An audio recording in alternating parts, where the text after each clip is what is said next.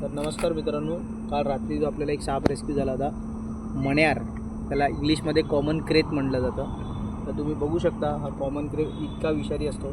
जसे की आपल्या इथे जे भेटतात बिग फोर व्हेनमस स्नेकमध्ये रसस वायपर, नाग आणि सॉस्किल्ड वायपर आणि हा मण्यार, या तिघांपेक्षा अतिविषारी हा साप आहे. हा मोस्टली तरी नॉक्टर्नल आहे, हा रात्रीच निघतो, म्हणून तरी मोस्टली तरी झोपेत त्याचा बाईट होतो लोकांना. आणि ह्याचा बाईट लवकर समजून येत नाही, ह्याचा बाईट, बिकॉज याचे जे वेनम फॅन्स आहेत, जे त्याचे विषाचे दात आहेत ते खूप छोटे असतात. तर चावला तरी तुम्हाला असं वाटतं की ती मुंगी चावली किंवा मच्छर चावला, आणि झोपेत आपल्याला कळत नाही. आणि याचं स्लो पॉइझन वेनम, म्हणजे आपण बोलतो ना सायलेंट किलर पण याला बोललं जातं, ह्याच्यासाठी सायलेंट किलर बोललं जातं. आणि ह्याची जो ओळख तुम्ही नीट बघाल ना, हा पूर्ण काळा असतो, पूर्ण काळा.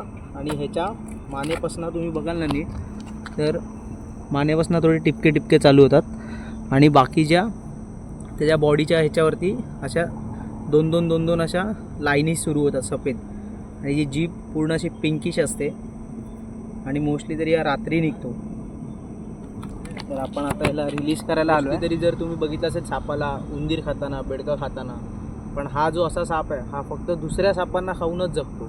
ह्याचं मूळ खाद्यच दुसरे साप खाऊन हा जगतो.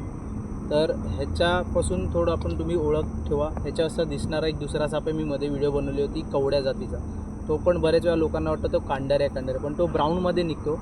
आणि हा थोडा पूर्ण कंप्लीट ब्लॅकमध्ये असतो. आणि याच्या स्ट्रिप्स जे असतात ते मानेपासून त्याच्या अर्ध्या बॉडीपर्यंत टिपके टिपके असतात, आणि इथून मधल्या बॉडीपासून ते त्याच्या पूर्ण टेलपर्यंत तुम्ही बघाल ना, दोन दोन अशा त्याच्या लाईनी चालू होतात, सफेद लाईनी. त्याच्यावरनं ह्याची ओळख आहे.